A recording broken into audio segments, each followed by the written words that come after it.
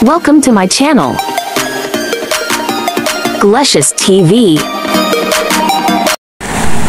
I-harvest na natin ang ating mustasang pampano. Mustasang pampano over sa laki. Napakalaki. Diba? Super laki. Ito po ay ganito talaga ang mga mustasang pampano. Malalaki po talaga siya. Ang galing. Mas malaki pa sa aking planggana.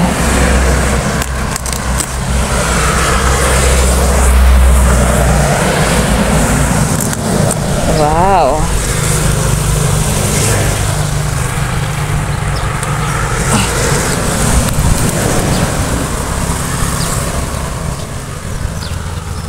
Binabawasan po natin. Hindi na natin kinukuha yung buong halaman kasi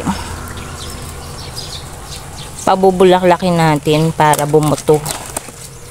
So pag mahaba na po kasi ang yan humaba tapos bumulaklak, pwede niyong kuhanan ng buto. So ito po ay hindi pechay ha, ito po ay mustasa. Kaso po ito ay hybrid. Mustasang pampano. Ang lalaki na. Yung mustasang Tagalog, yun, maliliit yun. Pero po, ito ay pampano. Dami ng harvest, oh.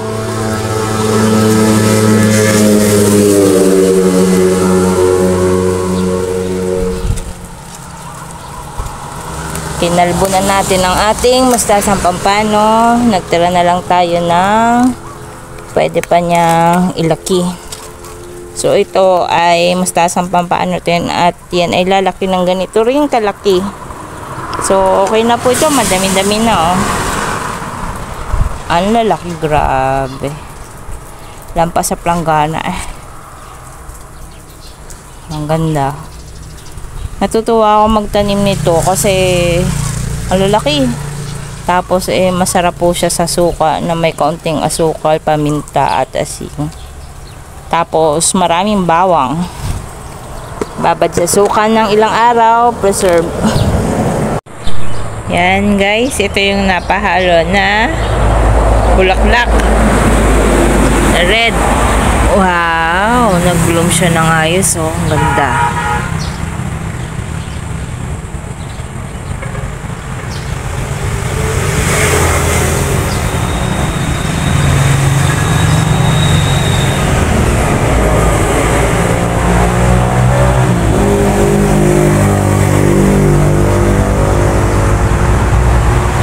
Ganda po guys, pero ito'y abutin lang ng 1 week at ito po ay maglalaps na, so kailangan ng bago pagka ganyan nakapag-bloom na siya kasi malalaglag yung mga flowers niya,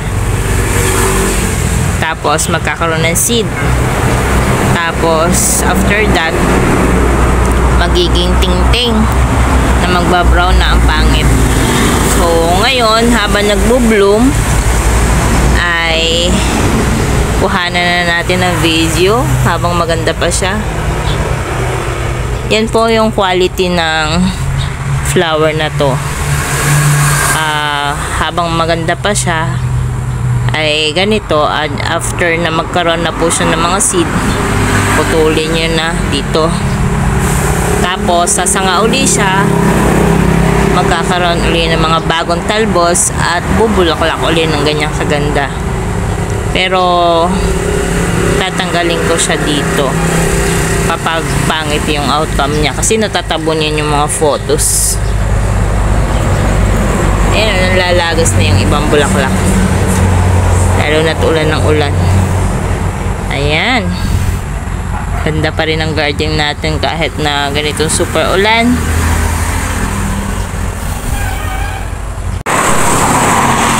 Pakita po natin itong ating gumamela. Napakaganda ng bloom ngayon. Ayan, oh, nagsabay yung tatlo na nag-bloom. Ganda. Lalaki po itong gumamela. Kanina bukadkad na bukadkad siya. Yung unang bloom niya kaninang umaga, medyo patanghali na po kasi. Pero maganda pa rin naman.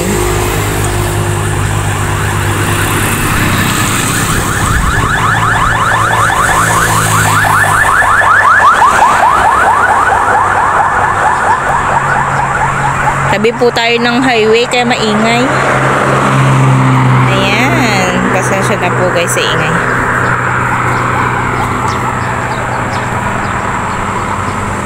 Pero happy pa rin ako kasi nagpasilay po ng konti yung ating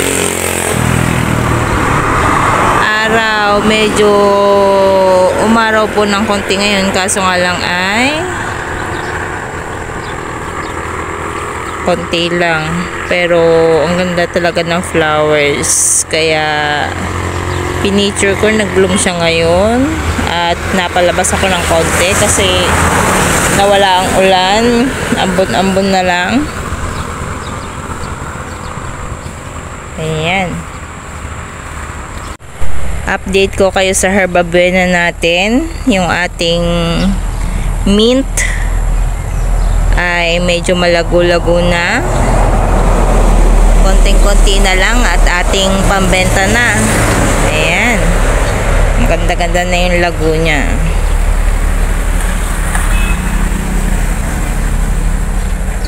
Ibebenta natin siya.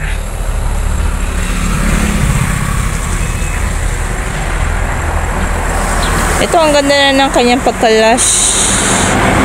Parang ready for selling na siya, oh. Ready for sell na siya, oh. Ang ganda na.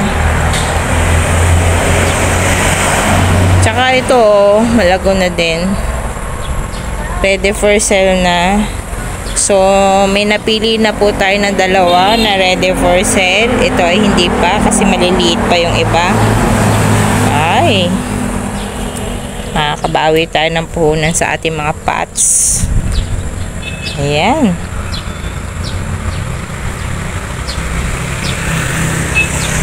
Malalaki ang dahon. So, healthy naman sila ngayon.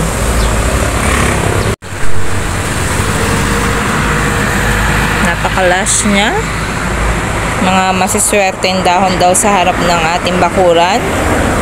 Mga heart shape. For love. Ito ang update sa ating sensation at mukhang okay naman. Ayan. Okay naman siya. Malalaki pa rin at healthy. Pinupunasan ko po yung dahon niya every time para hindi po magabukin, kasi sa feng shui ang halaman ay dapat nililinis kung talagang gusto niyo ng swerte, kasi pag madumi at namamatay ay kabaligtaran ang ibig sabihin. Yun lang po ang aking mga natutunan sa mga feng shui.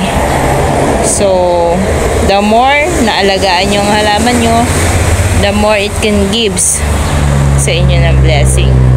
At kung naghahalaman po kayo at hindi nyo naman iniitindi, ay the more loneliness na nakakaano po sa nakaka-nega vibes sa ating buhay. So, para good vibes, atin pong alagaan ang ating mga halaman. Ayan, ito ang ating mga Persian shield, mga ornaments na talagang napakagaganda ng mga colors, blooming lagi sa ating garden. And pagmasdan mo lang ng kaunting oras ay makakapag-relax ka talaga. Ang gaganda ng mga kulay niya. Violet. Ang ganda-ganda. Yun, oh, lumago na rin yung pinopagit ko dito nung isang araw. At ang ating mga mayana.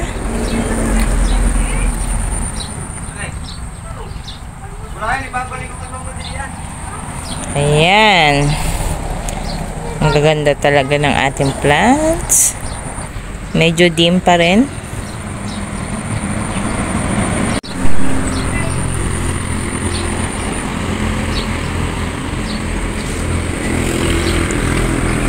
Parang lagay, ang ganda nitong ilagay sa sa vase para sa ating table.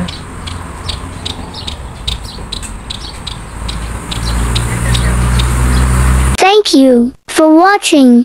Hope you subscribe to my channel, Glecious TV, and click the like button